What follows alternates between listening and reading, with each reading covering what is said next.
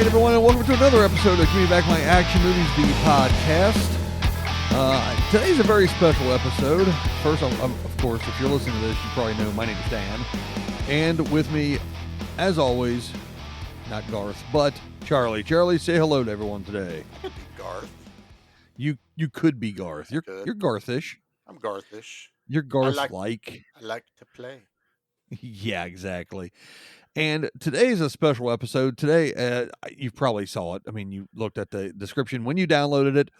But today, Charlie, we have a very special guest with us today. We do, and I wonder who that very first inaugural guest could be. Say hello, inaugural guest. Oh, it's none other than Sludge from Monster Emergency Stop Down. Ooh. Yes. So, a friend of the pod. What's up? The Sludgeinator. What's up, Sludge? I'm excited to be here.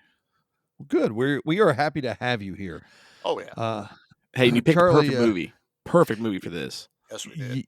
Yeah, it was one of the ones where we all talked about, like, what is that common denominator? What's that bridge between this one and that show and monsters being shot by space machine guns? Yeah. Perfect. Perfect. Marines versus Kaiju, man. It's just this movie, and so this movie either influenced other things or other things influenced this movie. Depends on how you want to look at it. But you've got a lot of Starship Troopers is basically a direct ripoff and or homage to StarCraft video games. And a lot of 40K, Warhammer 40K stuff with the Marines. This would be the Astra Militarum or the IG versus, say, like the Tyranid. So this is a very, it's kind of a classic trope of space Marine soldiers going out to fight monsters of some sort. And these just happen to be arachnids. Charlie, how do you feel about arachnids? I don't like them, sir. The only good bug is a dead bug. That's right. Sludge, how do you feel? I love arachnids. Well, okay. I keep them around the house. Let me just kick him off the show real quick.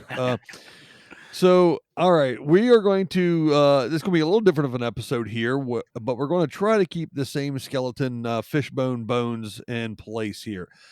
Charlie, let's go ahead and start off with the trailer. You ready for that? Oh, absolutely. All right, well, I'm not, because that's the one thing I didn't put back in the bar for the sound drop. So the one job you had. All right, let's kick them out. I've already been fired once tonight, so guess who's fired now? If I'm fired, then you don't get this.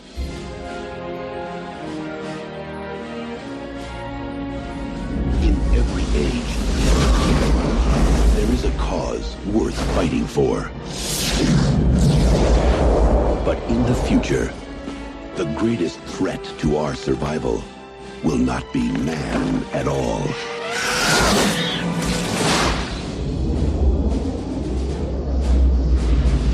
Hey, kids, what's going on? It's war! We're going to war! Now, the youth of tomorrow must travel across the stars to defend our world. We are a generation commanded by fate to defend humankind. Everyone fights, no one quits. We are going in with first wave. You smash the entire area. You kill anything that has more than 2 legs. You get me? We get you, sir! But they will face an enemy more devastating than any ever imagined. Here they come!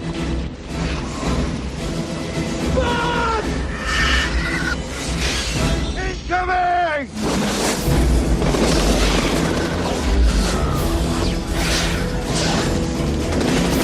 Mayday, this is Roughneck 20. We're under attack, sir. We need retrieval now. Someone made a damn mistake. The bugs laid a trap for us, didn't they? Prepare for battle and journey to the front lines of the next frontier. Kill them all! Starship Troopers.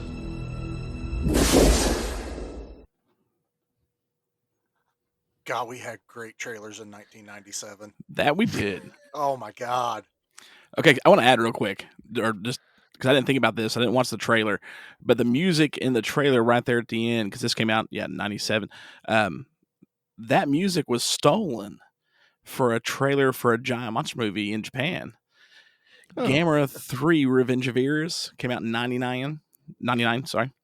The trailers came out in 98, and that music is in the same trailers for there. I was like, you Really? stole it. Yeah, so I'm listening to it. I'm like, I can't believe they stole that. But a great movie to steal it from. Troopers came out in 97, so yeah, they would have swiped it in Japan. Oh, definitely did. Oh yeah. But well, I we've mean, taken we've taken enough of their stuff technology wise. They can have a True. song. 90% of Americans never picked up on that. You need to go on IMDb and drop that as some trivia, because I'm going to. that needs to be out there. The world needs to know. Gamera needs more love. That he does. But there He might be really like one does. person that actually cares. I love the Gamera movies. I know you've talked about it on your show. I mean, you're Godzilla heavy. So I've known Sludge for what are we going on now? 10 months? So we're close to our 11 1-year anniversary. Almost 1 year since we started talking on Facebook. And You I guys expect a dating nice now? dinner date. Yeah, right. Well, yeah, man. What's 1 year anniversary? You gotta give him a plastic Mothra now. Well, see, on our first date, I gave him a Godzilla carving. So He did. And it's in my nerd vault. And I was it's gonna say, awesome. I went to Sludge's for the recording because I set in on the Deep Rising episode, and again, how do you mix action and monsters? Deep Rising is another one of those, and he has the nerd vault, and it is just chock full of Godzilla and comic books and movies. So it was a match made in heaven. That's all you got to say about that. It was. It was a good time. You know, you brought up the music there that you heard at the end of the trailer, and this movie for me, I really like the music for it. So I'll go ahead and get this going here as a little undertones here. The music is, I think, it's kind of iconic. This is the music that you would hear during the propaganda, the promo, The pure, Verhoeven scenes. Yeah, there it is. Right, Yeah. exactly. So, this music in the background, it's very military, it's very patriotic, upbeat, which again we will get into a little bit with this movie. But there was a lot of it's a look at fascism. It really is. It's a look at fascism in the future, which is another thing I'd like to talk about, is how far in the future is this supposed to be? Because we can fly to other planets and we can medically rebuild your leg, but we're still shooting machine guns at you. It's the It's the 23rd century. 23rd century. It's Okay. the 23rd century. I forgot. We haven't figured out lasers yet. Well, we have the lasers during the laser tag scene, so we've That got is true. that. Great. I had those back when I was 14 too. So Sir, you did not have red and blue lasers flying through the air, striking each other into electricity onto our chests. We had light guns. Okay, that's what we had. I also didn't take a shot to the head, so that's good either. So Medic. That's true. medic. No. There it is.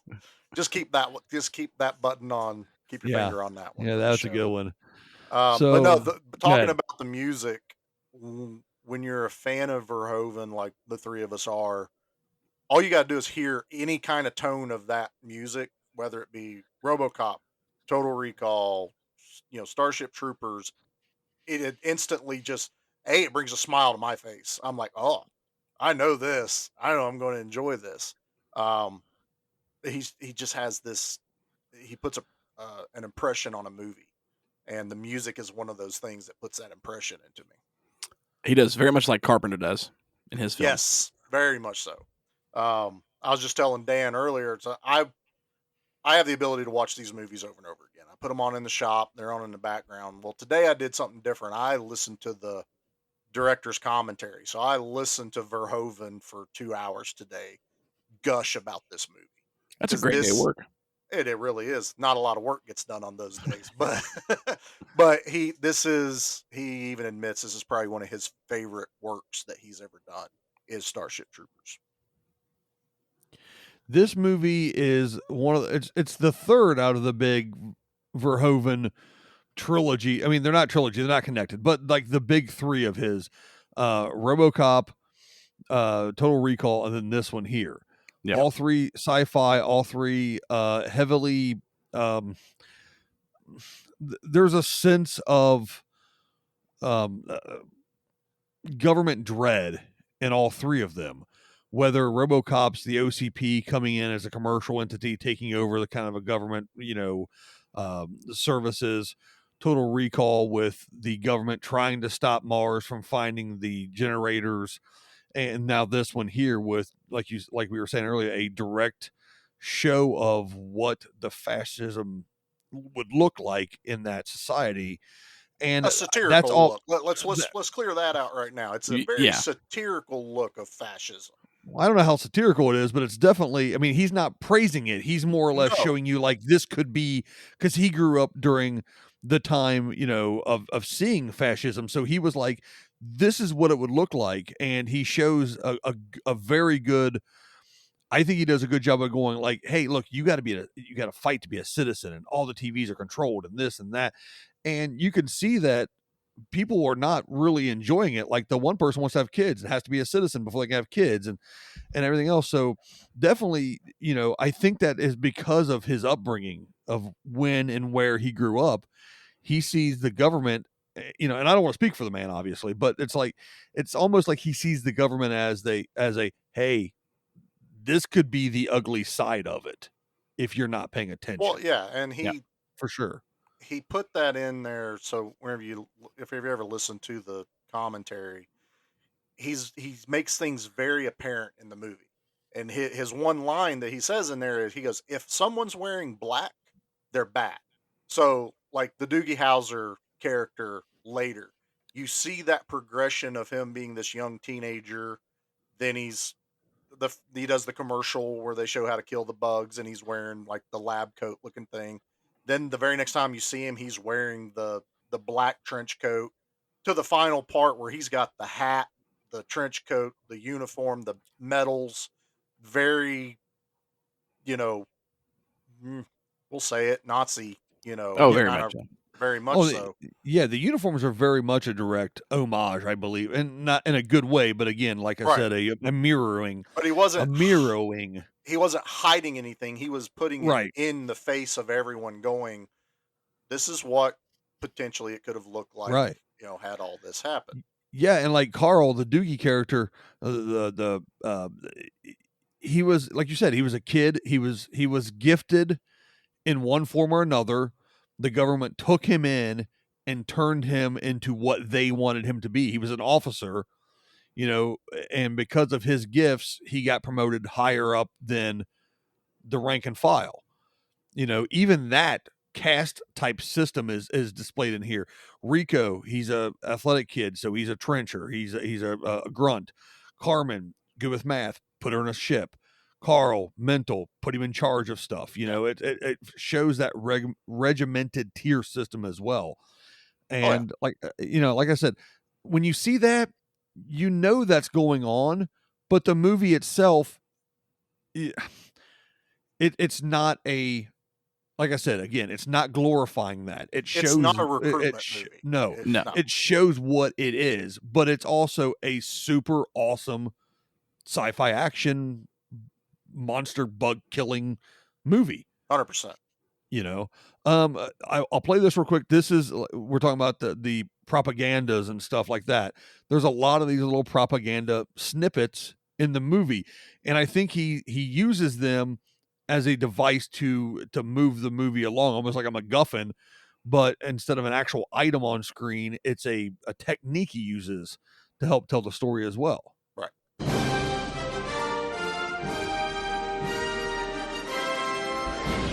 Young people from all over the globe are joining up to fight for the future. I'm doing my part. I'm doing my part. I'm doing my part. I'm doing my part too. They're doing their part. Are you? Join the mobile infantry and save the world. Service guarantees citizenship. Yeah, I mean, like I said, that's the thing right there. But he uses that again to forward the story that he's telling. Yeah. it's a really cool way of almost, using their weapons against them kind of thing, when you think about it. If you want to look at it on any kind of political view, if you use any kind of political lens at all to look at this film, he's using their weapons against them kind of thing. Well, it's also gives him the ability to show us the rest of the world while we're focused on a small group of kids. Essentially, we watch them Mhm. as kids, but it Even though I showed. think they're all like, what, 27 when they made it or Yeah, I'm something? pretty Yeah. sure they were all mid-20s portraying, kids. But we'll They give were Doogie, not. we'll give Doogie a pass. You They were know, He always was 90210 a kid. teenagers. Yeah. Yeah, he yeah. does. As far as I care, he's always a kid. But it gave this a broader view of what the world itself is, just in these, and that's what they are. They're propaganda films that he made specifically because they're almost exactly like how the ones that sounded for Germany at the time and for America, Yeah. are get behind our soldiers, collect that metal, collect scrap metal, buy bearer bonds. And now it's this more of a nationalism, more of a nation's pride kind of feel that they try to push. Service guarantees citizenship. That is a tier to reach in this society. Um, and there's a lot more we could dig deeper into it, and we're not, you know, doing a Yeah. social commentary on this. But No. Tristan's being awful quiet, and Well, I I don't think want he to wants jump in too much. It's your all No, show. no, No. You're the guest, sir. But I know this is probably something you enjoy talking about. Definitely. That's one of the things I like about Paul's films, whether it's RoboCop, Total Recall, or Starship Troopers, is that he's got the message, the anti-capitalism, anti-fascism, anti-government corporate control that's seen in a lot of movies. RoboCop, obviously, it's the corporate control with OCP, the government overstepping, especially in Starship Troopers. Same with Total Recall. It's more corporate government power and capitalism being the enemy in that. They want to keep people thinking that there's no way to have oxygen on Mars so they can keep making money and controlling the situation. But he keeps those in a great back part of the film to where you can watch these films and have no idea that's what he's saying. He makes them so entertaining with all the action and especially these sci-fi films he does, that unless you're really paying attention or a major movie fan like we are that notice those things, that, if my son watches this, if Mark probably doesn't pick up on this, for these movies. He didn't with RoboCop. We know he hates that one. Well, I don't even know if I want to know his opinion on this movie because right. he's going to come up with something it's going to hurt my feelings. That's the way he is, man. But that's what I like about Paul is he's got something to say in his films, but he makes the film entertaining first with the message behind it. And I think that's important because then it's not jaded by the viewer immediately. I never picked up on this. What is this? 1997. So I'm 17 years old. First time I watched this movie, I wasn't thinking about nationalism or socialism or any ism. I was like, I just saw bugs explode.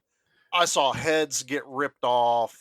It was the greatest thing I had ever seen. Exactly. And I'm pretty sure I rewound it and watched it again immediately. So let's do that. Let's go into our next thing and let's talk about the first time, what our first memories of this movie is. And I'll go last because everybody hears me drone on enough. So let's start with Dan on that. This movie is one of those ones again, and I've joked here on the show, I've joked in my offline life, I've been hitting the head a lot. So my memory is not what it used to be, for sure. This is kind of one of those movies that we've talked about in the past where I've always known it's there, kind of thing. I know there was another movie I kind of said the same thing about. But again, I can't remember which one it was. But this movie is one of those things where it's like I definitely didn't see it in a theater. I don't remember seeing it in the theater. It was probably a Blockbuster, rental type of thing or whatever, and saw it, instantly loved it. I grew up with my dad and my grandfather, both are into war movies. My grandfather was a World War II vet. My dad was in the military, so we watched a lot of war movies growing up. I'm a nerd. I like sci-fi. This gave me both. This gave me army in space kind of thing, so I watched it, really enjoyed that.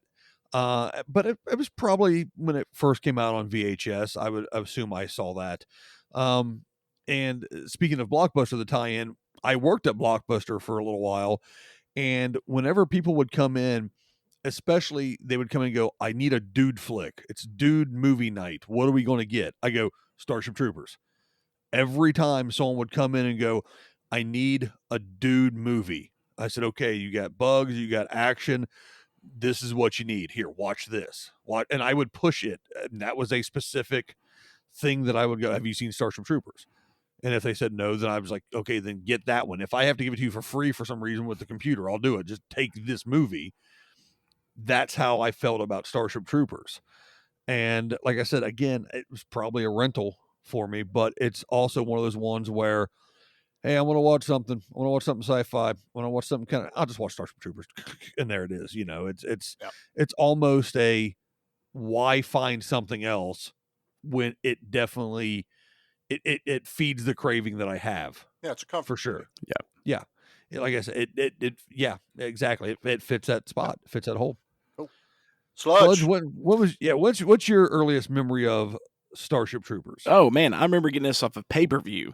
This is how I watched it. We didn't get to see it in theaters, but I taught my dad to let me rent on pay-per-view. Yeah, through Dish Network. Ooh. How much did that cost? I think it was like $7.99. Yeah, exactly. Yeah. You knew it wasn't too bad. But I rented it and absolutely fell in love with this movie. It was anything that had the aliens type vibe for me, military, bugs, blood and guts. And I mean, hey, I'm like 13 at the time. You throw in a few boobies. Yeah, obviously I'm a teen. It's going to hit off for me pretty good. I loved it. So I immediately, after I watched it, went and got a blank tape, put it in the VCR, played it again, hit record, and I wore that tape out. It became a movie for me that was just pure entertainment at that age. So if I wanted to watch something and just have fun, or I've got it playing in the background, Starship Troopers was a pretty go-to film, and it introduced me to Casper Van Dien, and his butt. Yeah, unfortunately. Hilarious thing about the shower scene in this movie. I don't know if you guys know. I know. You know where I'm going? Yeah. So for those listening, in order to shoot the shower scene, the cast agreed to do the shower scene where everybody's nude and it's a military shower. Was if Paul would shoot it naked. So he had to shoot the whole scene naked with everybody else naked at the same time. And I thought that was hilarious. I'll give you one more on that. What do you got, Dan? Go ahead. I'm just saying this is a missed opportunity. Why did we not get the biology teacher in that shower scene?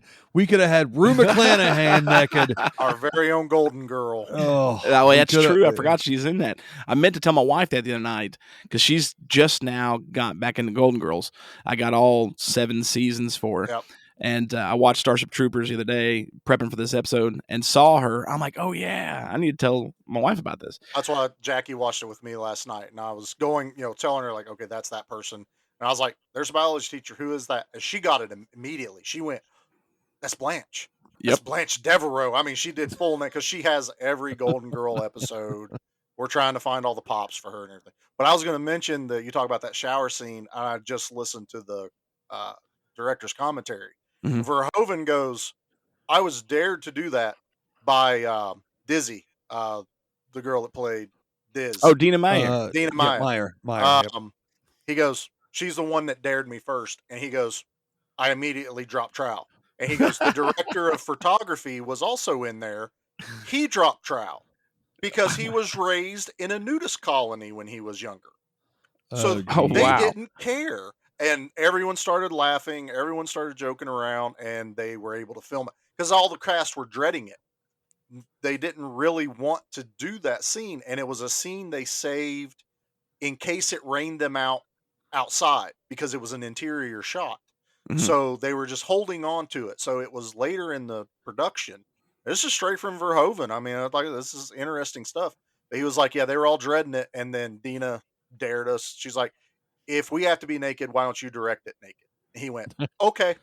I mean, Yeah. not even a hesitation, just did it. I'm like, fair enough, man. And this being your introduction to Casper Van Dien, the only other Hollywood film that he had done up to this time was James Dean Race with Destiny.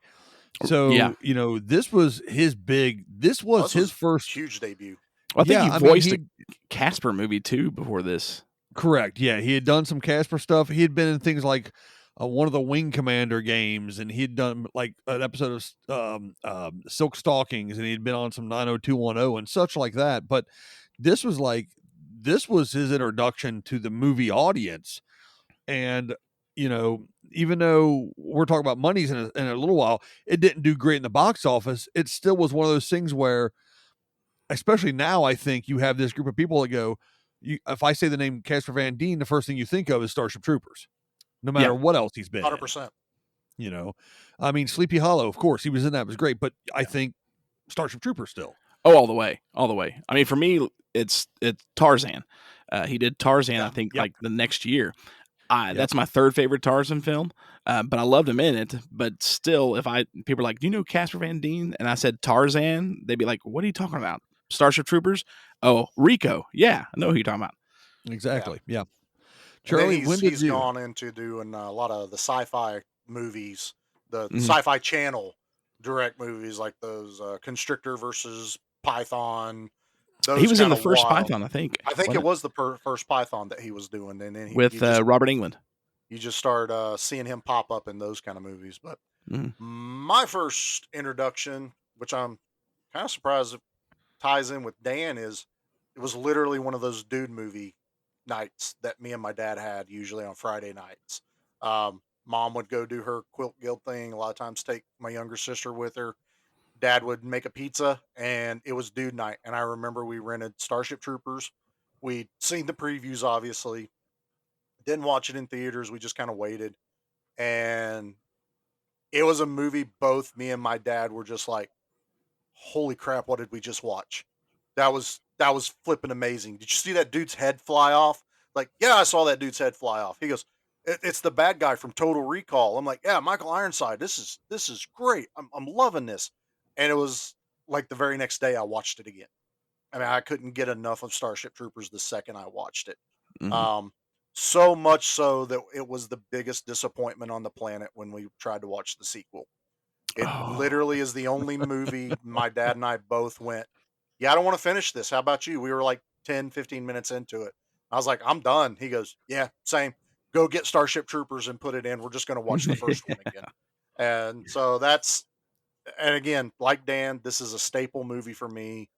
Anytime I just want to zone out or have a movie playing in the background that I know by heart and I don't have to stare and watch as long as I'm not watching the commentary, is Starship Troopers. Just turn it on.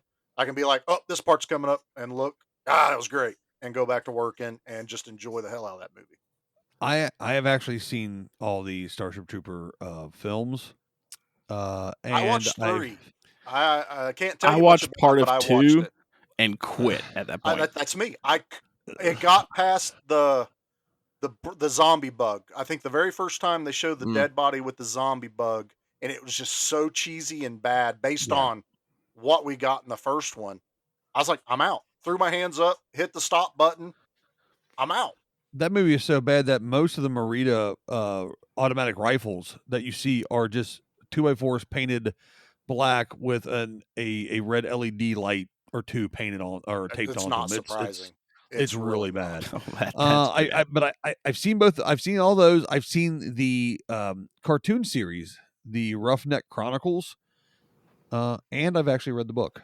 So Starship Troopers, I've seen the movies and stuff first, and then I went back to read the book because I loved the movie so much. I was like, let me read this book, and I'm like, well, this isn't Starship Troopers. No.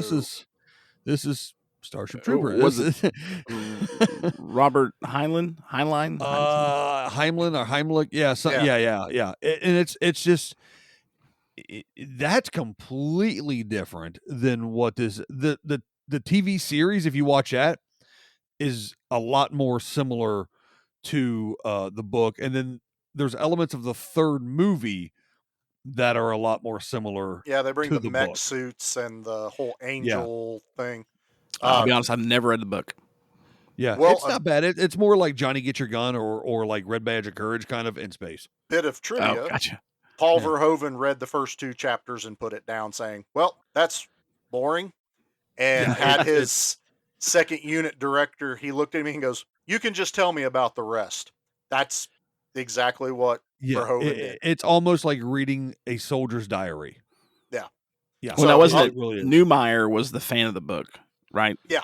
Newmeyer Yes. was the fan. I think that was who Verhoeven was doing this with. And Verhoeven flat out says, I got through like 2 chapters and I was like, this is boring. I'm done. And Newmeyer told him about the rest of it. But other than in name and a few locations and a few other small pieces, that's all that come from the book into this movie. Okay. Yeah, for sure. So Charlie, let's go ahead and get let me get this out of the way real quick. I'll talk about the numbers behind this movie Yeah, go ahead. before we get into the movie itself proper. The movie's budget estimated was $105 million. This was a big boy That's a big big boy budget. film. Yeah, this is a big boy pants movie. And with the success of RoboCop and Total Recall, I understand a studio greenlighting that amount of money for Van Hoven. I Right. get it. Yeah. Unfortunately for this gentleman, his opening weekend only netted $22 million. And gross US and Canada was only just under 55 million.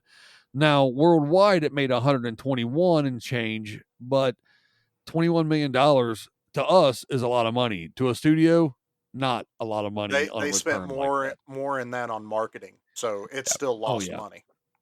The rule is usually for like, especially now, double the budget. Whatever they say it is, they put that exact same amount of money into marketing, especially like Disney and a lot of the bigger companies. So even if they weren't doing that, say they even just did half, that's still a heck of a loss. Now you say Disney, if I'm not mistaken, isn't Touchstone a division? Wasn't it a division of Disney back then, like Touchstone and Amblin? Amblin was. I know Amblin was, but wasn't Touchstone? I don't know if Touchstone was. I don't know if they were yet.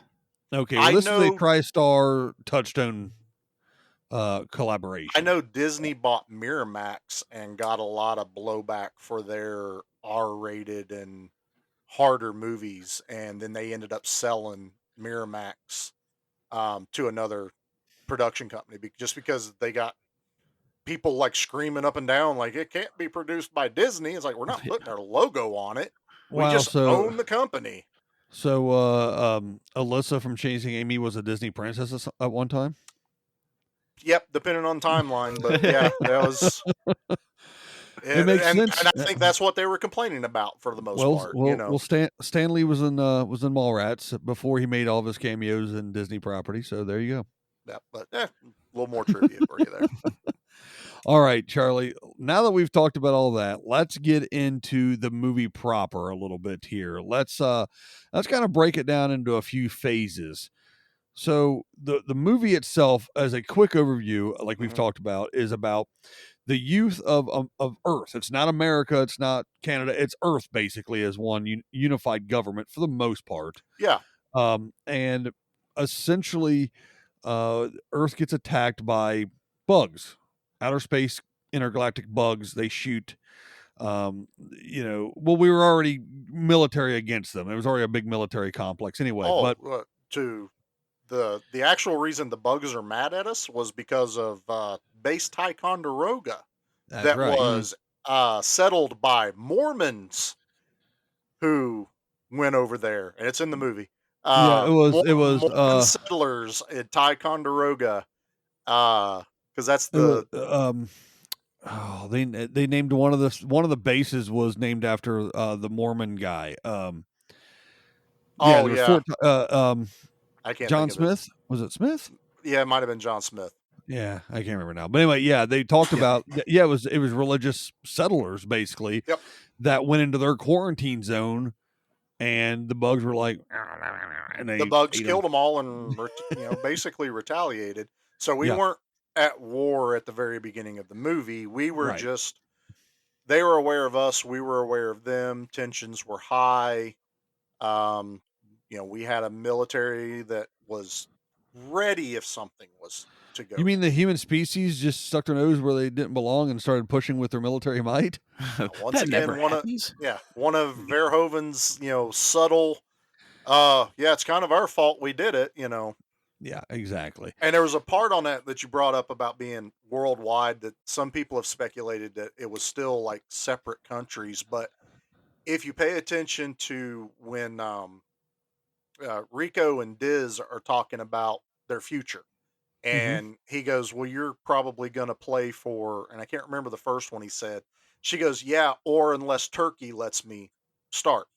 And I'm sitting there Right. going, "Oh, that's a nice little nod to being it's pretty much a global type Community situation." now. Yeah, like Yeah. it's a Yeah. one nation kind of situation. Countries are more states Yeah, kind of thing Yeah. almost. Yeah.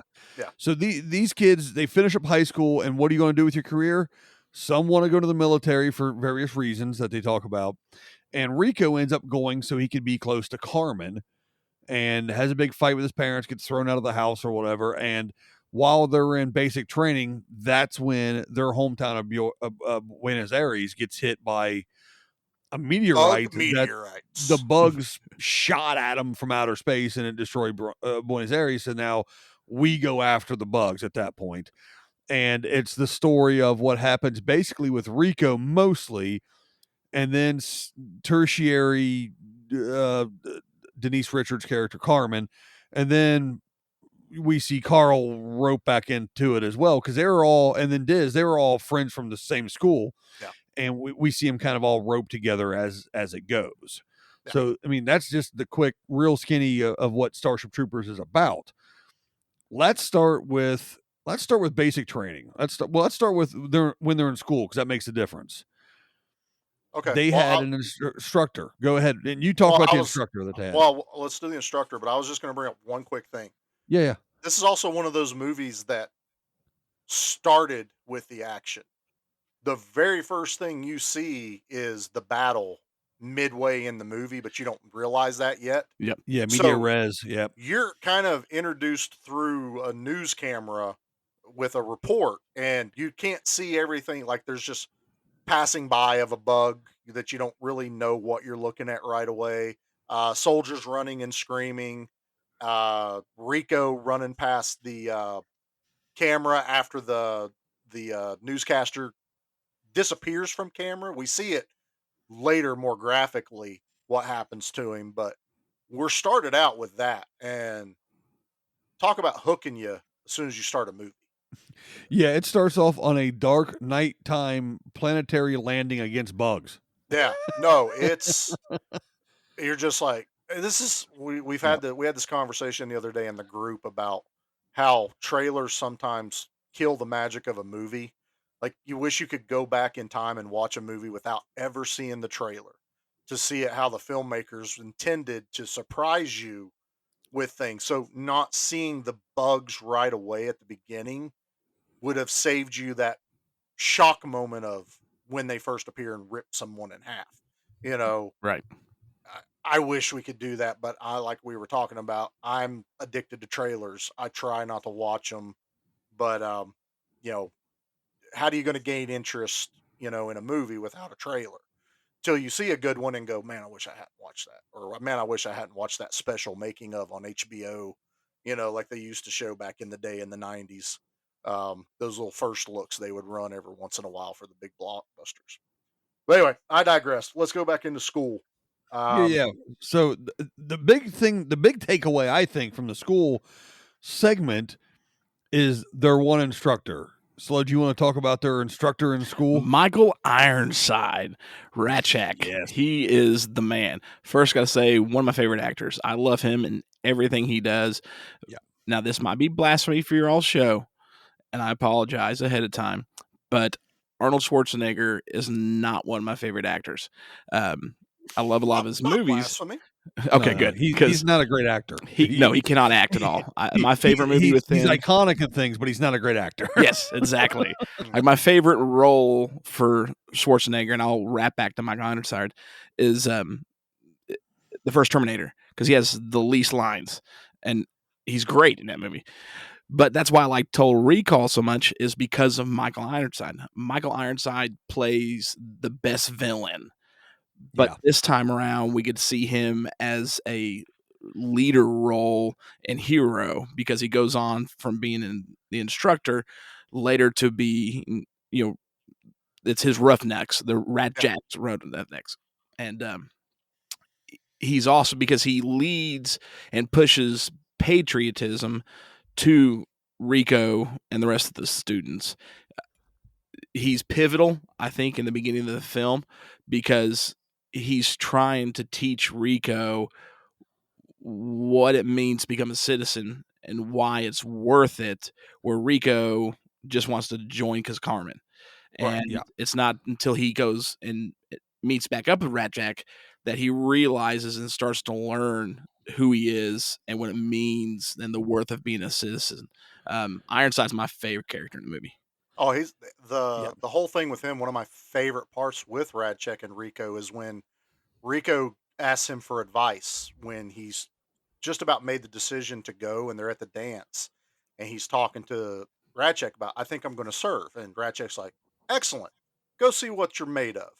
And Rico goes, well, what would you do in my position, sir? And he's like, the only freedom anyone actually has is to make a decision on your own. It's right. That's paraphrasing, but to be able to make your own decision is the only freedom a person really has. And I was like, man, that's pretty awesome. I mean, he has the best lines in the movie. Oh, 100% has the best lines in the movie. The absolute best thing about Ironside in this movie, I think, is that fact that like you said, he's got one arm while he's an instructor. We don't know why he's only got the one arm. No, yeah, you have no idea. Never filters into it. And he's talking about, like you said, like civics. And he's talking about, like, what is a citizen? Why do you be a citizen? What's this? What's that? What's X, Y, Z? And he talks to Rico at, like, the prom dance, basically. And he's like, hey, man, make your own decision. Good for you. Make your decision. Get out there. Do what you got to do. He doesn't come flat out and just be like, you got to be a soldier, because obviously he was. Yeah, he's not recruiting. Yeah. We don't see any of this for, like, what, half the movie? A little over half the movie. At least 2/3 before. Yeah, and then all of a sudden we realize the lieutenant, the leader of the Roughnecks, is Radcheck, and he's got a cybernetic arm now, and we're like, oh, he lost that arm serving. Oh, the best part is the whole lead up to that is so good. Everyone, they say officer on deck, and they kind of part the waves. Yeah, and then it's a rear shot. So it starts at the arm that's robotic. Well, we've already seen a robotic arm on the intake officer when they're turning in the paperwork. So we're not shocked by that. We're not putting that piece together, and it pans up to his head. You're still kind of like, okay. And then it turns to his face. And it's just like the audience gets this realization of it's the teacher. It's Radcheck. And then it pans to Rico and Diz, and the realization on their faces, because they look up and off to the side, and it's like, well, that's Radcheck. Yeah, holy hell, that's crap. that's him. And me and Dan were actually talking about this whole segment before we started recording, and it's one of my favorites is the way that they bounce off each other. That Radcheck, the first few times I watched this movie, I almost felt like Radcheck didn't recognize him at first, and that it didn't really key until later when Rico blows up the tank bug with the grenade, when he's like, where'd you learn how to do that, soldier? And he's like, don't you remember I was captain of the football team? And you see Radcheck kind of go, oh yeah, and almost smile, almost. But Dan even pointed out, he goes, he recognized him, but he's basically in military mode. It's, I know who you are, but I am not the teacher you remember. Yeah, and he doesn't want to show attachment to them either, because, I mean, mobile infantry, they go down in droves. Yeah. So, and it just shows the different things you can pick up however many times you watch this movie. Yeah. And Sludge has already brought up Total Recall. We should bring up the fact that this is kind of like a little mini reunion for Total Recall in this movie. Not only do we have Paul Verhoeven as director, Michael Ironside, but we also have Dean Norris, who is pull his name up. He is just called commanding officer from the boot camp. He was Tony in Total Recall, one of the mutants at the House of Ill Repute, we'll call it. He kind of had the scar looking thing that went across his face and gets in Arnold's face at the beginning, trying to start the fight. And then the next one is Marshall Bell, who is the general that's hiding in the lockers when they go to the bug planet. And he's actually Quado, the guy that's carrying around Quado on his chest. So a nice little Total Recall reunion in this movie. You want to talk? You were talking about the Roughneck scene here. I will play a drop for you. Attention on deck.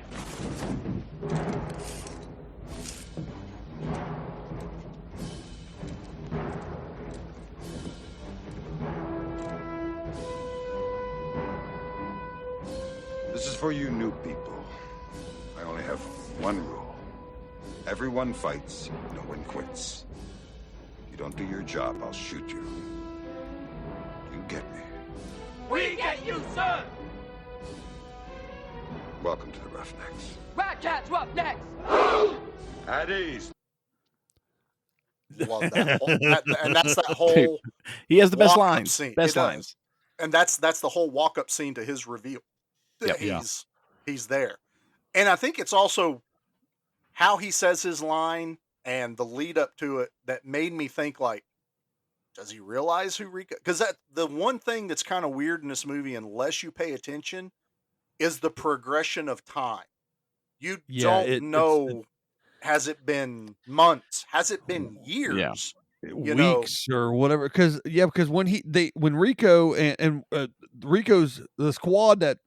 All right, so Rico's squad goes on to Klendathu, Big K, they call it. Yeah. And that's what you see at the beginning. And they're on there, and the three surviving squad members basically are Diz and Ace, who's Jake Busey. I love Jake Busey. If you didn't think Gary Busey looked weird enough, look at Jake Busey. And then come on, man, that's not fair.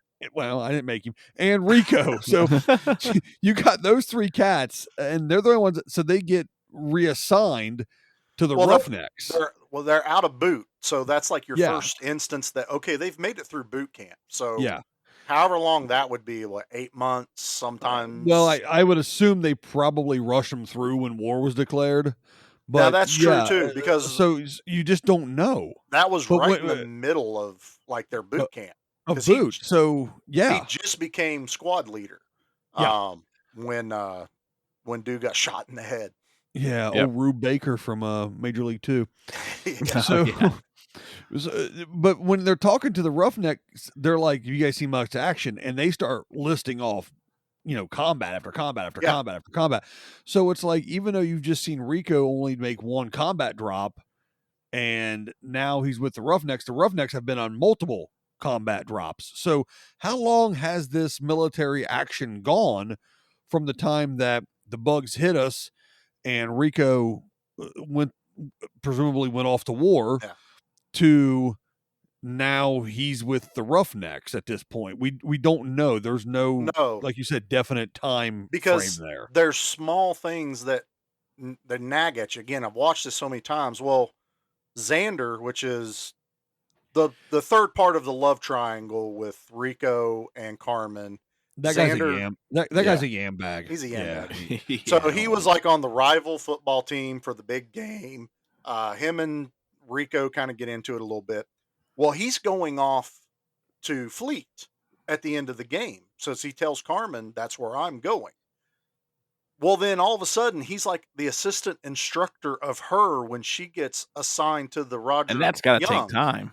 That's what I'm saying. That's so such it's like, a weird thing. What is that time progression I don't think it's answerable. I don't even think if we asked Verhoeven, he'd be like, "You guys are reading way too much into this, man." He's like, just watch it. Just watch But it. You know, there is a time progression going on of some point. Like you it's said, there's battles that are happening everywhere. yeah, yeah. The Zegama Beach gets completely destroyed, and that's like Yep. the place that Rico's always wanted to visit. He's like, it's not there anymore. Yeah, it's gone. Sugar says it's gone. Yeah. I do want to backtrack real quick Go to ahead. basic because Diz, instead of going to play ball, she shows up in the military too. But regardless of that, their instructor Zim. Yes. Love me some Zim, man. Okay, Zim is played by Clancy Brown, also known as Mr. Krabs, Also known as and the Kurgan. the Yep. Kurgan as well. Yes. So Clancy, he has a unique style of training, Mhm. and Ace or Jake Busey's talking. They're throwing knives, and he's like, he can't throw a knife, and it bounces, and he goes, I don't get it. He goes, what good is a knife in a nuke fight? And he makes him put his hand on the wall, and he hits him in the hand with a knife. And I'll play the drop for you real quick, and you kind of get the idea of how Zim operates.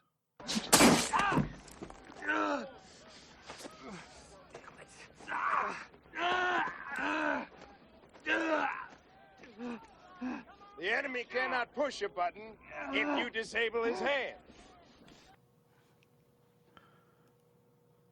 I mean, very kind of. I mean, obviously he's a softer Arlie Hermy, Right. but the mentality is kind of the same. It's like, hey, you have a stupid question. Here is a very direct answer that you will remember, and it, and medical technology has progressed to the point where they can, fix you up real quick. No big deal. Arlie But Hermy makes a cameo in this, don't you? does he now? And where would that be? I missed that one. As a voiceover at boot camp, right when I think the attack first happened that war starts. It's Arlie Hermy's voice over one of the PA announcements. Huh. It's in the Check it out, trivia. yeah. Oh, that's I'll cool. have I'm to gonna go check. back and listen for that. Yeah, that's Yeah. definitely something I want to check out. Little things. I don't care how many times you watch a movie, you're gonna find something new every Yeah. time. And Zim, of course, whenever someone gets hurt, Medic! I was he gonna just say yells you gotta for the hit the medic. button.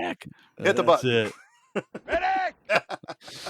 All right, let's take a quick break real quick here. We're almost about an hour-ish. Let's take a quick break. I think this is going to be the longest episode so far. We're going to take a quick break. When we come back, we will talk a little bit more about Starship Troopers, and I got a question for Sludge when we get back.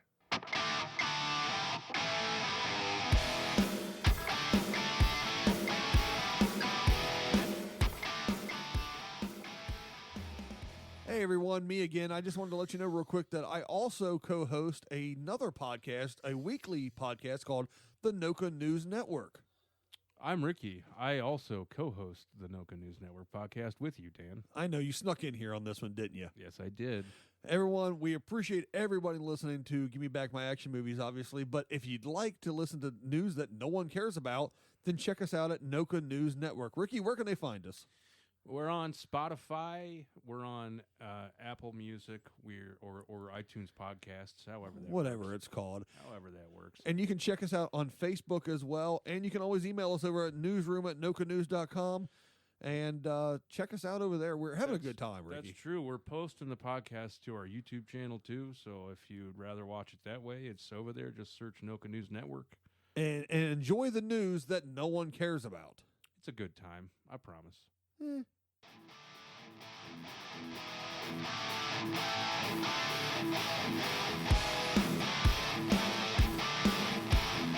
All right, everyone, welcome back to Give Me Back My Action Movies. Of course, we're talking Starship Troopers with our good buddy Sludge. Sludge, I got What's a question up? for you. Oh, hit me with it. Nothing's up. So I got a question for you here. With Starship Troopers, and we know you're the monster guy, Yes. what is your take on the, let's see, 1, 2, 3, 4, 5 different types of bugs that we see in this movie? My take. I think it's 5, right? We got the Arachnid Warrior, the Tanker, the Flight, the brain bug, and then the little bugs that carry the brain bug out. Yeah, the sand diggers or whatever. Yeah. So I think 5, right? Yeah, there's 5 of them. In this movie. There's 5. In this one, yes. Yeah. Quick take one. Yeah, I think you're right. Alec Gillis and his crew, of course, did the special effects for the bugs in this. I'm a big fan of them. Everything they touch is pretty much gold, in my opinion. What's some of the other things they've done? Well, Alec and them have worked on Predator movies. They've worked on Pumpkinhead. Congo. What's that movie? Evolution. Okay.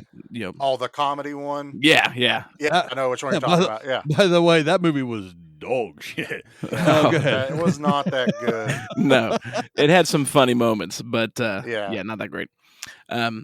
So practical effects, they're awesome. Love everything they do. Everything they do. The bugs, the warriors are amazing. The sand diggers are kind of pointless. The flyers make me think of the ass blasters from Tremors. The tankers are awesome. That's kaiju level awesome. Yeah. The brain bug, and it's maybe they do more in the sequels. I didn't get enough of. Like it was nasty, and how brief it was in the movie made it seem pointless, but not pointless at the same time. If that makes sense. What do you think about the design? Because if you listen to these episodes, my mind kind of looked like a butthole, right? It was a butthole bug, right? It totally did. Oh, there's another bug. There's another bug.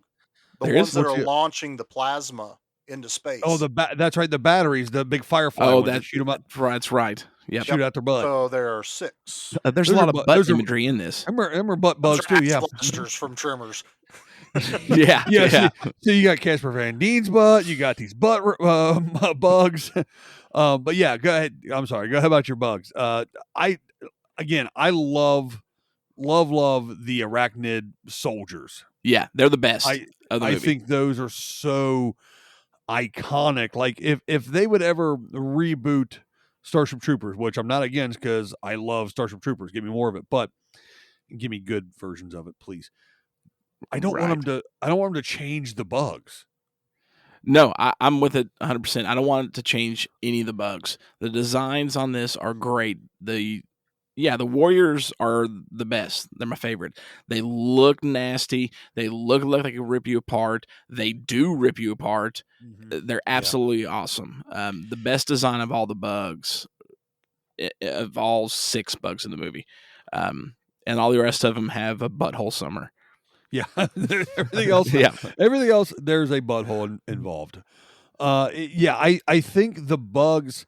There's such a real feel to this movie too. I love the uniforms, the gear, which we've seen in other things. Charlie and I were talking Power Rangers and Firefly. We've seen it recycled a lot of times. Yeah, they've reused the outfits for this movie quite a bit. What you got to think? There's so many was made for this movie. It's going to get recycled into a lot of lower budget type scenarios. Before we get too far off the bugs, I think one of the things that I appreciated the most about, especially a movie in '97, was they still had some practical effect bugs and the CG bugs, which were done by Phil Tippett. And the CG was good. It still holds up to this day. We were just talking about that. This, other than maybe some slight compositing where you can tell something's been layered a few times. Yeah, but it's 97. There's a whole segment. This was funny. I was listening to Verhoeven talk about it. When Rico blows the hole in the back of the tanker bug to drop the grenade, he sits there and goes, "Real Rico, composite. Real Rico, composite." And he goes through each thing because that's how they blended it. So anytime it was a close-up, that's Rico. If it was a bit further shot, that was CG. And he was just like, he goes, that's how many different layers there was. There's CG, there's live, there's CG, there's live. Over and over again for one scene for him to blow up the bug. Right. And that's why the budget was so much. they did a lot of, While they didn't make money on it, I am appreciative they put that kind of money into this. I mean, I really am too. I mean, when you talk about compositing like that, I mean, you've got you've got the spinners, the iconic spinner scene in Blade Runner that has been multi-passed 150 times to make it look amazing. Not everything can do that, obviously, but Starship Troopers, I think, talking about the bug design, one of the reasons the digital version worked so well, especially in the Arachnid Soldiers, is a lot of their carapace, their shell and stuff was a matte finish. It was flat. They didn't have to try to mirror reflection and glint here and glint there type of thing. They were smart. I would like to think that they thought that out in character design and went, well, it's easier to make flat things look real than it is shiny, carapaces and such like that, I would think. Yeah. They were talking like there's two main shots that they said was the most difficult, and it was both at the fort where The outpost, the outpost, when they look over the wall and they see the thousands of arachnids coming. They were like, that was 6 months of CG work just to get that transfer from computer to film. That's what took. It was, the compressing and getting everything transferred. And then when the ship took off, the rescue ship, and you get that even broader view of all of the alien bugs rushing in onto the outpost, again, months and months and thousands of hours. Right. For what? Two scenes that were 10, 15 seconds long? I'm sure they filmed longer ones. Oh, sure. And there's a special effects. I'll talk about it here in a little bit, but they potentially still hold a record. It was, but those two shots were so very important to show the overwhelming. Carl even says at one point, it's numbers. They have more than us. Yeah. We can't stand person to person against them, and it just shows that was their planet. That shows the importance of the brain bug that was there and such, is that it was an overwhelming enemy force type of thing. So that I love that. Again, if you haven't seen the movie, sorry, I guess we're probably ruining things for you, but it's in that movie, man, you should have seen it by now. Yeah, I don't know what to tell you. That movie, that particular scene though, that segment is very important because not only do we lose Michael Ironside? Medic! If the medic was there, he probably would have been okay. Well, he gets ripped in half. You ain't going to save him. Well, he rips in half, and Rico has to shoot him. And has to shoot because he looks at Rico and he was like, what to do, and shoots him because that's what he would have wanted. And he even what says he wanted. He told him to do it. Yeah, he says early in the film, when one of their guys got captured, he shoots him. He goes, "I'd want any of you to do the same for me." Yeah, exactly. And not only does that happen, but also Diz essentially gets killed in that same passage of time. Yeah. Mm-hmm. So once they get back up to the ship, which is the Roger Young still at that point, I believe. Yeah, they're still on the Roger Young. Mm-hmm. Once they're on the Roger Young and they do the funeral for Diz, Carl shows back up, and Carmen's there, even though she's fleet. She's different than mobile infantry, but because they're all high school friends, I'm sure that's why she's there, type of thing or whatever. It's a deleted scene.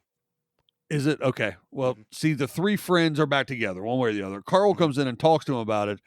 And another one of my favorite lines from the movie is in this portion here where he's talking to him about, and again, we talked about, he's in command. He's intelligence. He makes command decisions to send all these people off to their deaths because that's what you need to do to win the war.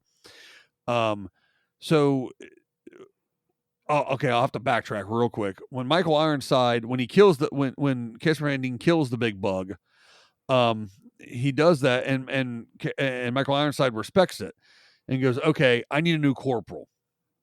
And he has this line with him. I hear they need a new lieutenant. Want the job? Wrong line. Okay, they do this one. Rico. Sir. I need a corporal. You're it until you're dead, or till I find somebody better. Again, Michael Ironside, the best lines. Oh, absolutely. Yeah. And then so when Michael Ironside dies, this is Carl talking to them. I hear they need a new lieutenant. Want the job? I'll take it. Till I get killed or you find someone better.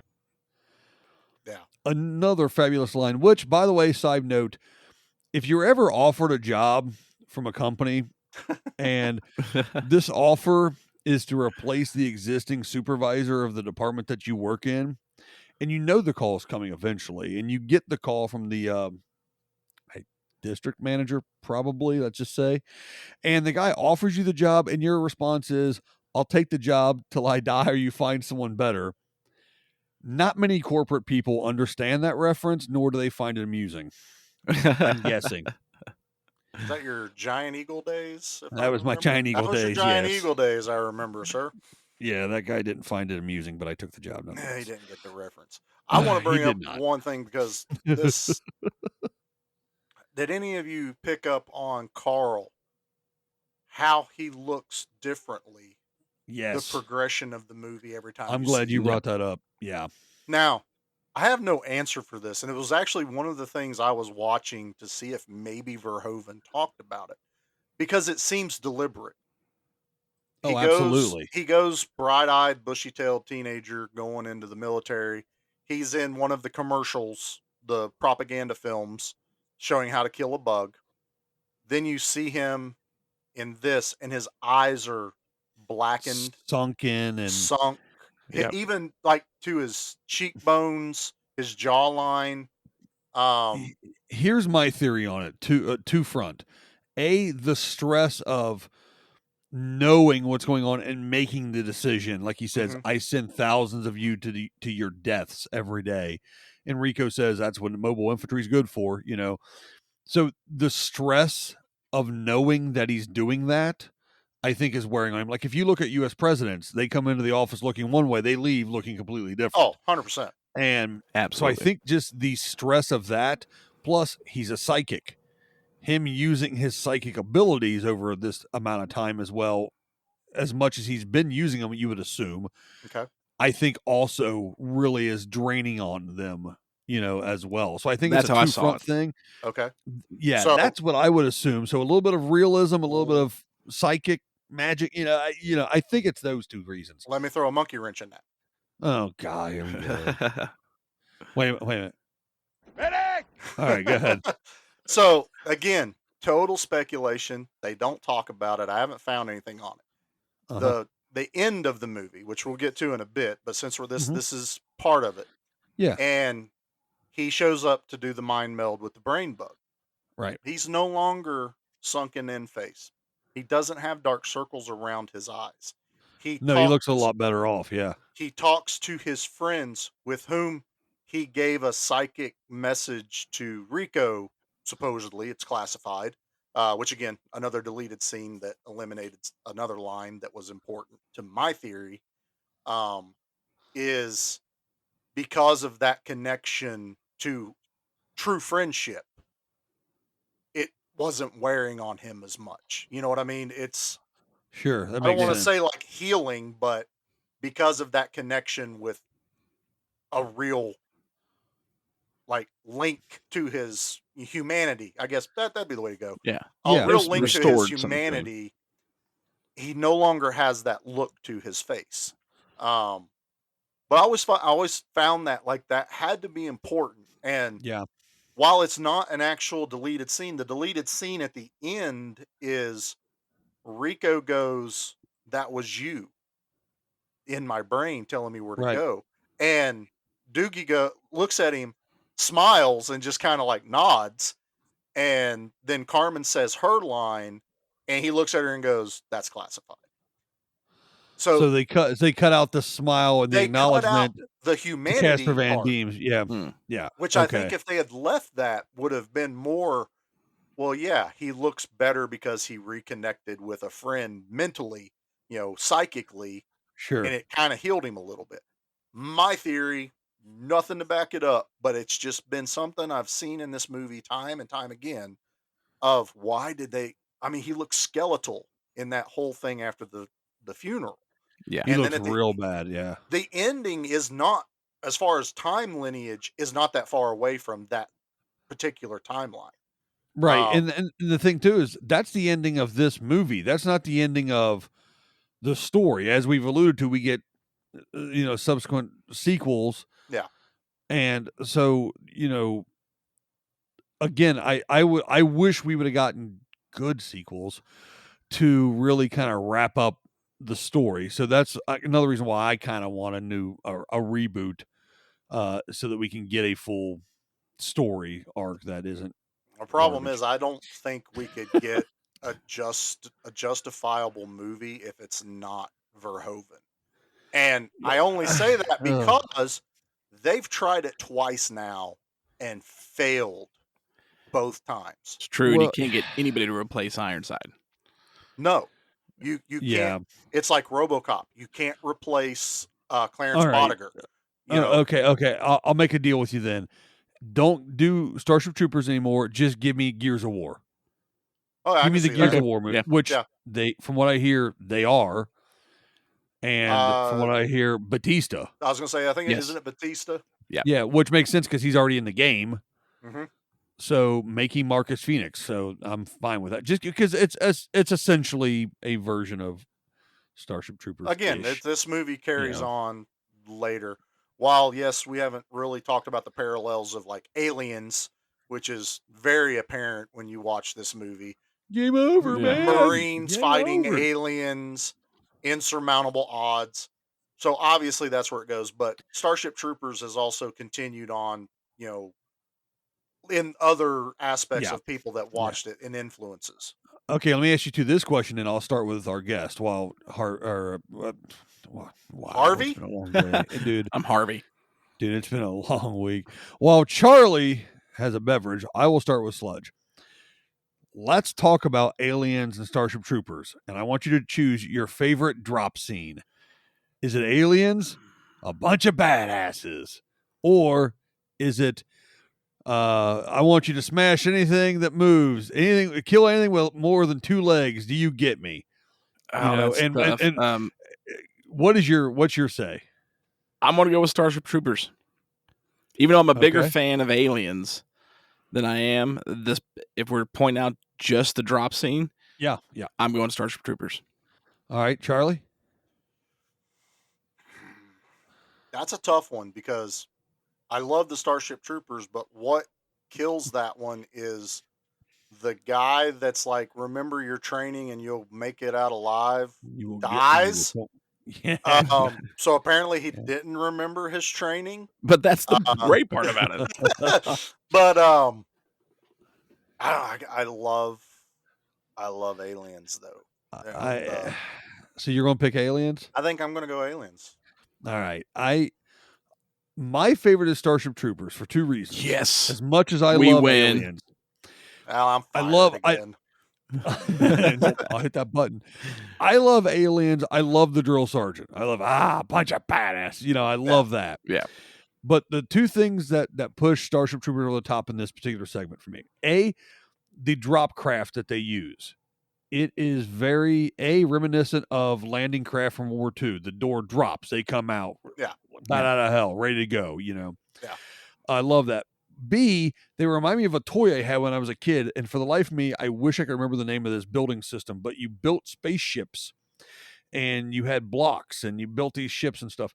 And I had one that had a container that looked like the drop pod container. You know how their ships look like they latch onto the drop pods? They look like bring them shipping out and containers drop with them. wings. Yeah. Yeah. That's what I can make that out of these toys. It always touched my heart. It reminded me of those earlier days. And I love the sequence of them coming out of the side of the Roger Young and dropping and stuff.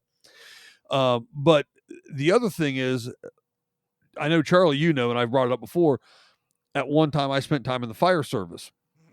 And I was at one time I helped teach the first level like intake of some of the people we'd get coming in, and I would teach them how to put their gear on. Here's how you put your boots and your coat and your this and that and your mask and everything else.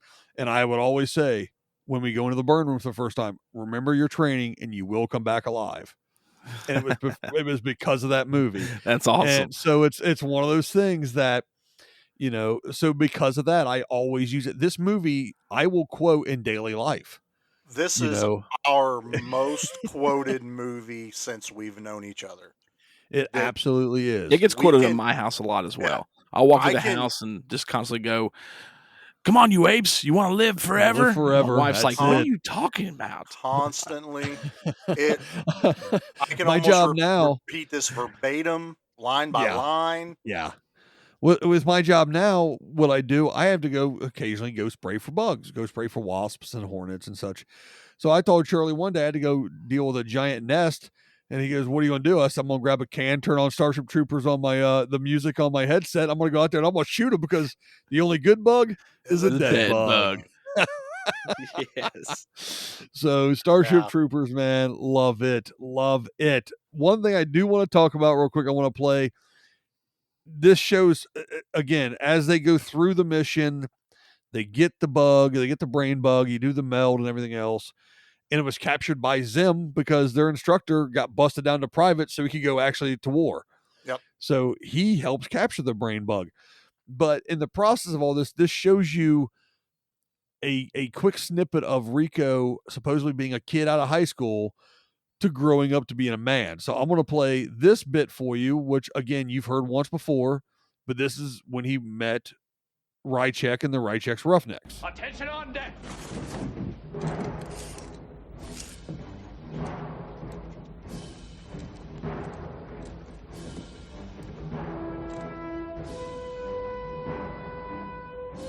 This is for you new people. I only have one rule. Everyone fights, no one quits. You don't do your job, I'll shoot you. You get me. We get you, sir. Welcome to the Roughnecks. Ratcats, Roughnecks. At ease. All right. And they were the only three that went to the Roughnecks because their last unit got decimated. After they get the brain bug on Planet P, the only ones that are still around basically are, before, well, actually it's before they get, they have to get reinforced. And they're some of the last ones around again. So now Rico's in charge of the Roughnecks. All right, so that's Rychek's Roughnecks, and I messed up the drop, so I can't play it. But Rico, eventually, they get reinforced, and he's comes out there, and you got all these fresh-faced kids, and he goes, "All right, this is for you new people out there. We only have one rule: everyone fights, nobody quits. If you quit, I'll kill you." Yeah. He has a version of the same thing, and then he goes, "Welcome to the Roughnecks," and the guys in the back are like, "Rico's Roughnecks," Yeah, so now Sugar, he Rico's chimes in and Roughnecks. names it Rico. Yep. So it's like he's now earned that spot. The Roughnecks now are Rico's, but he still kept the same vibe and teaching of Rychek's, and it's, I absolutely love that part. It's so good. I don't know. It encompasses it to me. I like it the really, part with him and Ace when they first walk up there, and he goes, "It's like yeah, it's a bunch of kids, like they're right out of boot." And Rico looks at Ace and goes, "We're the old men now." So it's like, they've taken their place. And Yep. again, it's that whole time progression. I mean, how fast are things happening that literally some of those kids in that scene look like they're about 16, 17 at most. yeah, Very young, fresh faced, ready to go. yeah. And we don't talk much about Ace in this movie, but did you guys? We'll talk about here in a little bit where they kind of do the whole ending thing where they talk about where everyone's kind of ended up with, Yep. Lieutenant Rico, that Ace is still Private Ace at the end of the movie. Like Yep, I've Rico's got that. jumped like 4 ranks, Yeah. and Ace is still Private Well, Ace. you remember, like in Boot, he tries to be squad leader and messes it up. So Well, he freezes even- in battle, is what yeah, happened. and he even offers it to him. He goes, "Hey, do you want to be my corporal?" And he goes, "Nah, I've tried that. I'm just here to fight, man. Yeah, And I'm it's just here to such a- kill bugs. He's a good loyal soldier, type thing. I love that. Yeah. All right, Sludge. So if you had to pick, I mean, obviously your answer is going to be Michael Ironside. I already know, but if you had to pick a tertiary character from this movie That's that not you would Michael Ironside. no, I'll even pick this one to get their own, and this is because now Disney does this for us. Get their own story, their own prequel or sequel or whatever. You know, He-Man or the Masters of the Universe just did that for us with other characters. Do you want a Rychek? It would totally be Ratchek. Yeah, totally Michael I Ironside. have to agree. That's kind of my answer now, too. Yeah. let me rephrase it. Do you want Rychek, and why do you want him? Michael Ironside, definitely. I mean, that's why I want him. But we can't get it now because of his age. Right. But to see how he lost his arm in the first place, what took him to teaching those kids. I mean, that his past, what made him who he was, because to me, he is the most interesting character in the movie by a long 100%. shot. Yeah. 100%. Well, okay. Well, here's a pitch to you then. How about we do, he's older now after the wars, and he's recounting his days in the military and some type of a training situation, and then we get throwback. Every episode now is a throwback, but Michael Ironside can be at the beginning of the episode talking about it, and then the whole episode is throwback. Oh, that's perfect. Perfect. That's Okay, perfect. all right. That's kind of like what maybe doing with the new Die Hard, I believe. But right. So go ahead and type that up and just send that off to Hollywood for us. Then I'll get it made. It'll be out in 2 years. It's funny, you talk about the way Michael Ironside looks. He was in Nobody, the new movie. Yep. The Bob Odenkirk. Great movie. And they allude to him being military. Your grandpa's seen some action, and you can do nothing but think about him in Starship Troopers, because that's really been the only military role he's kind of played that saw action. So I was like, yeah, he killed a bunch of bugs in Clendathu and all this other stuff. I'd watch that. Oh man, I wish we could do a fan film and do the I have history. so of him. many fan film ideas in my head. Like, I fixed Terminator Genesis in my brain. Yeah, here's how you fix it. That's exactly. it. I was about to say, is there a way to fix Genesis? But yep, there is, and I'll have to tell you one day because it'll take a little while. Flamethrower. All right. I've kind of run out of Genesis, Dark Fate. Dark sorry. Fate. I can fix Dark Fate. Yeah, well, Genesis is no good to us anymore. No. Yeah, well, no one else could. All right, guys, we're about an hour and 20 into this one. Is that all? Yeah, we're on the downhill slide. I know, we're on the downhill slide for sure. We're on the downhill. Okay, I know where you're going. Wait, first of all, I got to edit it, so that's why we're on the downhill slide. Oh my god! But I guess I'm getting to the point to like, Sludge, you start off first. What is your absolute favorite part of this movie? Man, do I have to pick one? Wow. Yeah. You can. Okay. All right. Let's do it this way. What's your favorite scene? And what's your favorite takeaway from this movie, as far as it can be?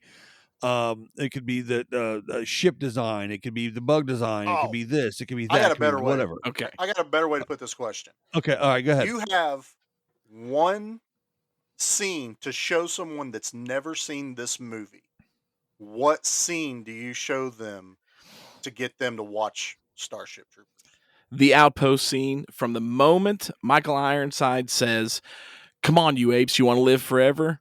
up until Casper Van Dien, after Ratchek dies, Diz dies, and Van Dien says, "Mi does the flying," or no, "Mi does dying," and was it Fleet? Yes, that line. Yep. Fleet does the flying. That scene right there is the whole movie. You know, dang man, now I don't have an answer, because that pretty much that's the best entire sequence. It's multiple scenes. Yeah, but one from full sequence. Beginning to end from the outpost is a little bit of everything from the movie. And matter of fact, you get most of the main characters in that. You don't get Zim. Yeah. And you don't get Carl. Carl. Yeah, that's it. Yeah, you don't get Carl. Those are the only two. You get Diz, Rico, Ace, Radchek, Xander, Carmen, Sugar. All those are completely in. You get three of the bugs. Good answer. Dude, the look on Michael Ironside's face too when he looks over and sees them all, and he just goes, he's got that look on his face like, this is going to taste like crap. All right, boys, let's go to work, kind of thing. I love where he wanted to shoot the general. because he was like sniveling and Yeah. crying, and he racks a round into his gun. Like, all right, I've had enough of this guy. I was like, this is great. He's like, I'm gonna take him out and get away with it. I don't care anymore. No, who's Oh gonna man, know? so good. Who's gonna tell on Rad Check? Nobody. Yeah, Nobody. he is the what you would expect like the John Wayne character to be in this movie. He is that. Yep. Every bit of it, man. Yeah, for sure. Well, Sludge took my answer, so that's what I would answer that My with. bad. Yeah, I'm gonna go with that one. Good. We're All good. good. I don't think there's any better sequence. I mean, even the boot camp, while it's great, you don't get the action with the bugs and everything to hook somebody in this movie like that. And Yeah, you get honestly, guys get their you heads lopped off and everything. Oh, Man. yeah. It's unreal. other than the 2 deaths, you're not really spoiling like the movie at all. Like, watch this segment and tell me you don't want to see the beginning and the end of this. You will see it all. You want to see it all. You want to see every bit of it. Yeah. God, I love this movie. This All is right, such a good okay. movie. I got another question for you. We'll start with Sludge. What is your favorite line of the movie? And yes, one. You get one this time. Charlie already bailed you out last time. You get one, hands down. I think I've said it maybe twice now. Come on, you apes. You want to live forever? I love that. That gets me jonesed every time I hear it. Even at the end. Like, I don't think it could have ended any better with Rico picking the line up. Charlie? Do you want to know more? I use that more than I do anything. Would you like to know more? I can't hear that and not think of this movie. Like, straight up. That is this movie in my brain. Well, that is iconic because when I was watching it the other day, once those videos started, before they ever ended, in my head I was going, would you like to know more? The title sequence on the DVD to do the menu, they play through, and then when they finish a little segment, it goes, would you like to know more? And then it'll play another one, and it'll go, would you like to know more? And then it's like, hit the play button. But that right there is, there's a meme we've used the GIF on Facebook a lot of the would you like to know more GIF, and it's Casper Van Dien, but he's shaking. It's just that look of his face with the helmet on. And at the bottom, it says the desire to know more intensifies. I was like, I love that. Every time, it's the greatest. That's a good one. See, I totally went left field on you guys. You weren't Dan, what about you? answer. What's your favorite? Yeah. There was one I was thinking about earlier in the episode, and again, I'll circle back to the beginning. I can't remember. Probably, yeah, it's probably, oh man, they are really good lines. So many good lines. Let's go with, I'll go with you remember your training and you will come back alive, because I used it so much. Yeah, that's one that you've actually used in real life. I think that's a big thing, is if you use one of these lines, it sticks with you longer. Yeah. Right. Yep. Yeah. We do repeat you cannot push a button if you disable the hand. You know what? Here it is. Here's my favorite line. I just remembered it. I expect the best and I give the best. Here's the beer. Yeah. Oh, yeah. Here's the that's beer. The one. Here's the entertainment. Have fun. That's an order. That's probably line. That's probably my favorite one. And I've used that multiple times. Is I expect the best and I give the best. Here's the beer. Yeah. That's a really good one. Yeah. I mean, there's so many scenes we can't even talk about all of them in a show. I mean, we could and then of course, Medic! That's good. That's such a running gag. So, all right, Charlie. Speaking of running gags, good luck with this one. Yeah.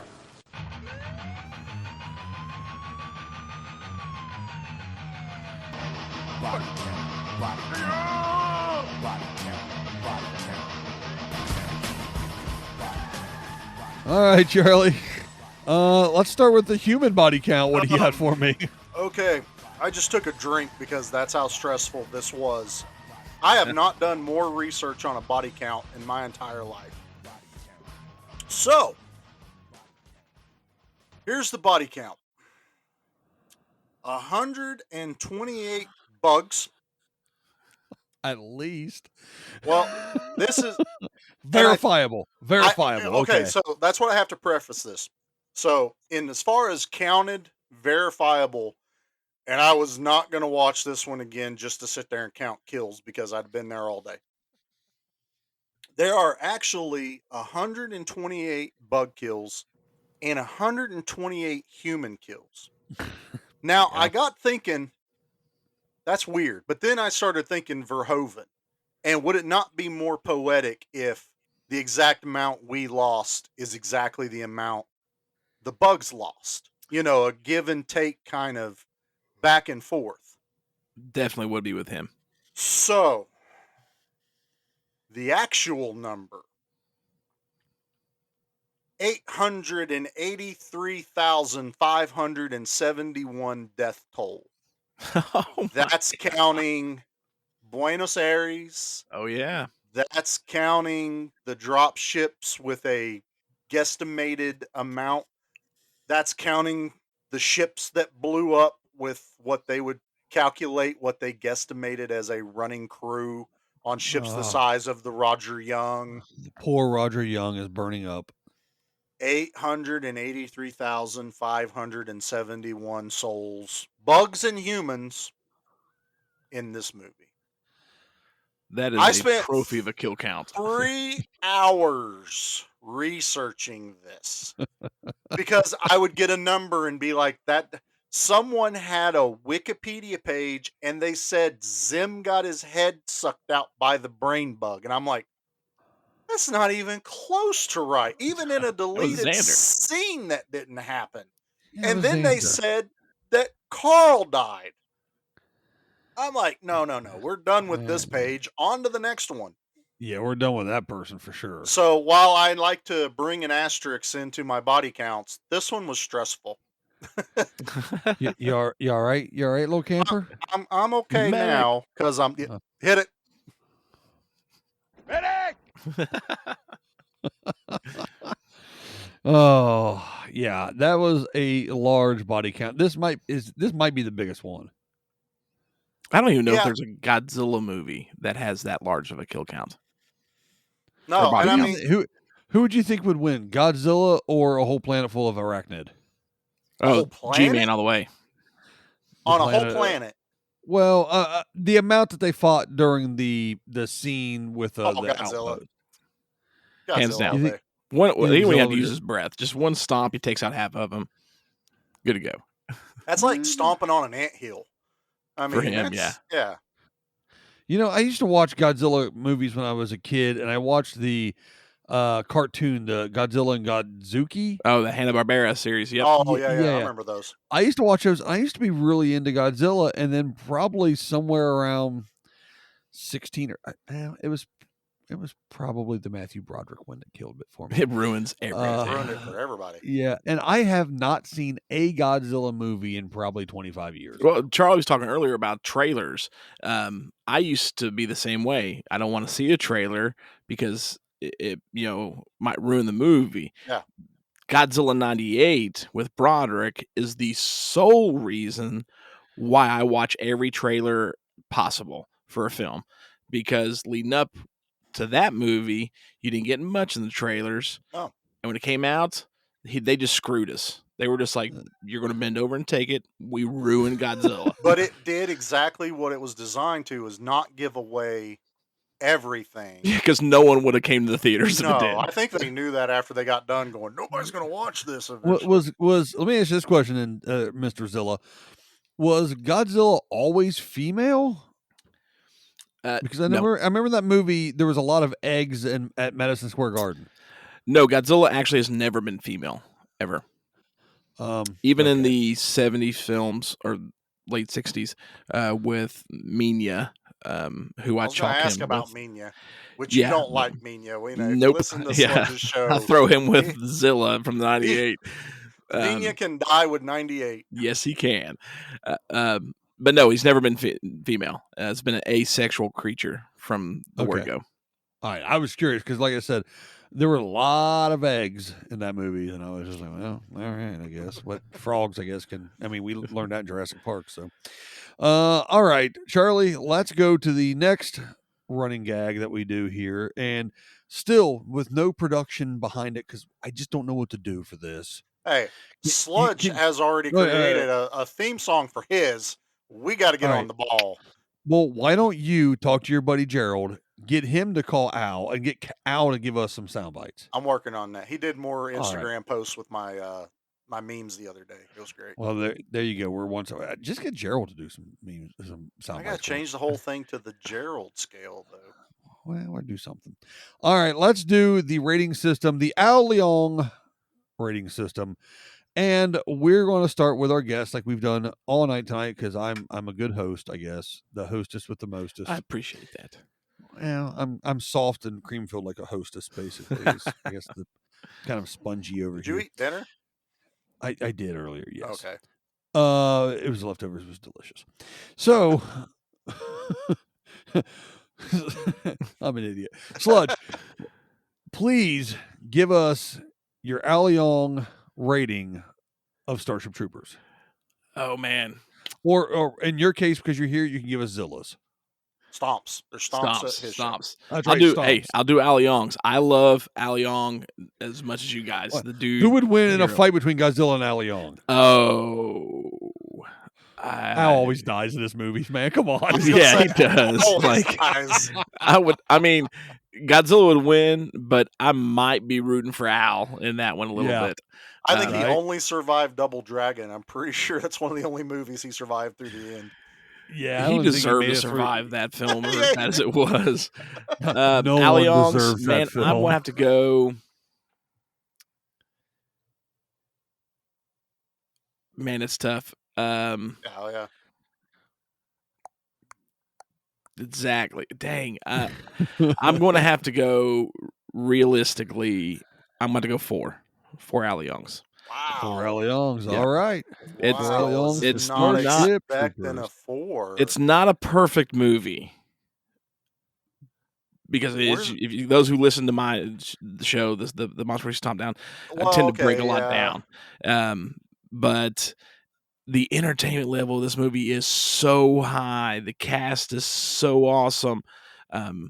There's so many great things, but there are a few things when it comes to the actual film editing, some of the computer special effects, just little things that I can't quite, because I put Alien as a 5, and so I cannot put Starship Troopers there. Alien or Aliens?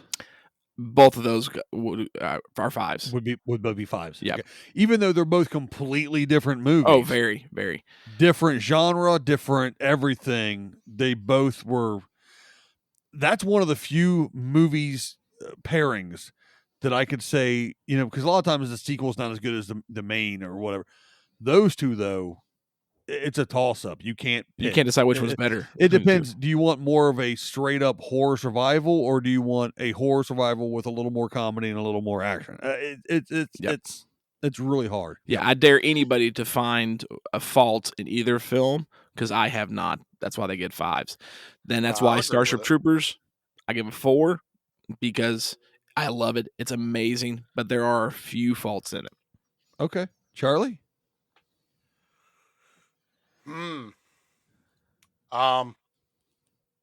This movie is a prime example why we need to rethink our 5 rating.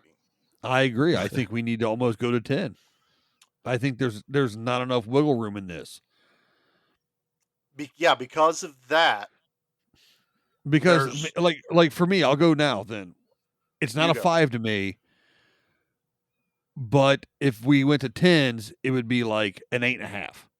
You know what I mean? It's like it's not a 5, but it's damn close. It's damn close. Like, I hit you with a 5 last week. There's another one out there that I can honestly say it's not a 5, but to me, it almost is. That's how Starship Troopers is. Like Sludge was saying, from a film standpoint, it's not a perfect film. But damn is it entertaining.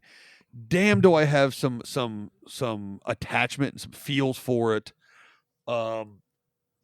I love this movie, but again, like there's a lot of stuff. There's a lot of elements of it. There's certain. It doesn't drag, but there are certain moments when I go, I don't care. I don't care. And because of that, that's why I'm going to say like 4.5, 4.75. Oh, see now, I forgot you guys do halves. I'm about to go 4.5. Okay, I'm with Dan. Yeah, we've even spread into quarters because I would totally give it a 4.5. That's why we need to go back. We're going to go into discussion. We're gonna we need to talk about it. Yeah, because I'm gonna have to go 4.5 on this. Because, like I said, damned if I'm not entertained watching it. Absolutely, but I've never wanted to turn this off before, ever. If it's on, no. I'm watching it all. Man, you guys have given me a lot to think about here because in my mind, ask me a week ago, this is a 5 Alliong movie all day long. This is Paul Verhoeven's favorite movie that he has done himself. That speaks a lot. Speaks a lot for a director. Is it your favorite of the Paul Verhoeven movies? That is. This may make or break our friendship, Charlie. Just a forewarning, your answer coming up. Better get that medic button ready. Do you prefer this? Do you prefer RoboCop or do you prefer Total Recall? That's a difficult question in the same sense that we were just talking about Alien versus Aliens. RoboCop is a straight up futuristic action movie with a robotic cop finding humanity. Well, there's a robotic cop in that one? Total Recall is... Look, Charlie, don't lie. We know Hollow Man's your favorite Paul Verhoeven film. I enjoy Hollow Man, though. I enjoyed that movie. Total Recall is a mystery thriller in the middle of an action movie that even to this day doesn't have a clear, this is how it ended. 2 weeks. You still don't know whether it was recall or he really did it. Starship Troopers is heavy sci-fi. And I am sitting here going, there's only really one flaw in the movie. And I can excuse special effects because it's a product of its time. Because we could chew up Universal monster movies, which I know Sludge has been going through. Right. If you compare it to things now, obviously, by the way, it's Creature from the Black Lagoon. That's the winner of the Universal. Yeah. But given what they had to work with the technology they were given, I don't find flaw with how this movie was filmed. No, special effects wise, fine. Yep, not a problem. I don't find flaw with the story. I don't find flaw with anything other than, and we didn't talk about this, was Carmen. Carmen is the flaw to this movie. She's one of the flaws I agree with, yes. She is 100%. But I see as a flaw. She's probably the top. She is the major. She shouldn't have survived. Diz should have survived. Carmen should have died. And I know I'm dragging this out, but this is how difficult you guys have made it for me. Yeah. Well, on your basis that if this was a 10, yes, I can't give this a 10. Right. I want to give it more than 4 3/4, and I want to give it a 5. But if I have to pick it apart, I'm going to be closer to 4 3/4. But this is one of those ones where you want to give it a 5, but you know you can't. I want to. Yeah. Personally, my personal feeling is a 5. Analytically, it's a 4 3/4. Yeah, I will watch it more than other movies easily. Yeah. But at the end of the day, it's not a 5. I would probably put this on before I put on Aliens. It doesn't mean I like Aliens less than this movie. But as far as entertainment, rewatchability, just fun, I would put this movie on in the background more than most movies. You know what I mean? It's like I love steak, but occasionally you want a hamburger. Yeah, I just want a cheeseburger with bacon on it. You know? Starship Troopers, you can put on, and you don't have to sit there and watch it the entire time. You can hear it. You know what's going on. You can follow it that way. Alien and Aliens, you have to sit there and stare at it. Yeah. But when I do sit there and watch it, like I watched it with Jackie, I turn off my phone, I did all this, I'm still just as sucked into this movie. I still find little things like, man, is there a reason why Carl looks the way Carl looks throughout the movie? Is there a reason? And I know I talked about it. I watched the deleted scenes. 90% of the deleted scenes were Carmen scenes because the audience hated her. Smart audience. Hated her for what she did to Rico in the movie. After Well, let's break it down too. Denise Richards as an actor. I think Denise Richards was the right choice. Because she fits that character. I couldn't see Dina Meyer in Carmen's role and Denise Richards as Diz. No, they could not have switched those two. Carmen was supposed to be the intellectual, the attractive, she could have any guy that come her way, which is the whole reason with Xander and Rico. Right. Dina, Diz is supposed to be the athletic, has options, but she's fixated on Rico. That is her main driving force in the movie. I don't think anything was badly cast in this movie. I don't think there was a role in here that would have done better with another actor. Well, okay, let's say if you were Rico, would you have been more of a Carmen or a Dizzy fan? Diz all the way. See, that's different. There's obviously a history that Rico's been with Carmen for a while. It's not like they just started dating. So there is a history there. Some of the deleted scenes kind of fill in a blank or two here or there, like why she won't kiss him at school, why they haven't done the deed. Things like, well, there's actually a scene they cut that gets up there but a little bit. But it was okay with Xander. Yeah, go ahead. Yeah. Well, that's the part that the audience hated, was it made it out like the fact that, again, there's no linear to the timeline, was Rico died, she got with Xander. Boom, boom, boom. They hated her from that point on. I just think they didn't write her correctly. They didn't fix that, especially when they found out that people hated it that much. They just deleted some scenes, but it was still a broken thing. And they don't even show what happens at the end. Do they all stay friends like they talked about? Because they show like Rico's going right back out to war. He could die in the next battle. Yeah, she's captain of a ship now. Carl is probing bugs. Yeah. But we've gone a long way just in the rating. This is the longest rating we've done, but 4 3/4.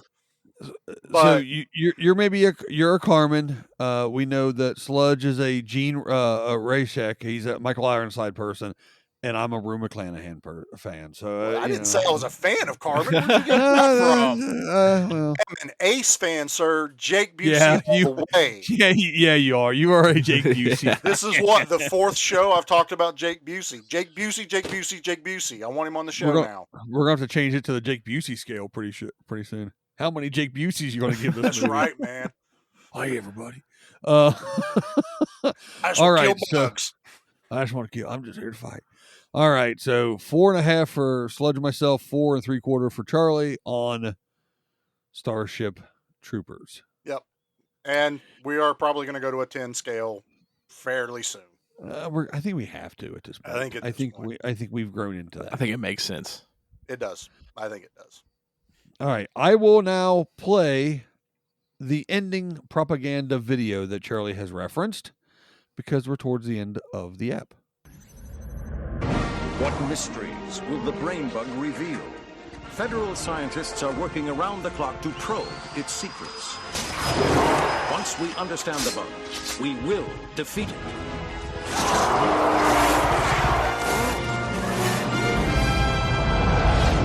We the ships. We have the weapons. We need soldiers. Soldiers like Lieutenant Stack Lumbridge. We're in the target area now, Captain. And Captain Carmen Ibanez. This is the captain speaking. All personnel prepare for drop. Soldiers like Private Ace Levy and Lieutenant John Rico. Come on, you if you want to live forever! We need you all. Service guarantees citizenship. They're gonna fight. They're gonna win.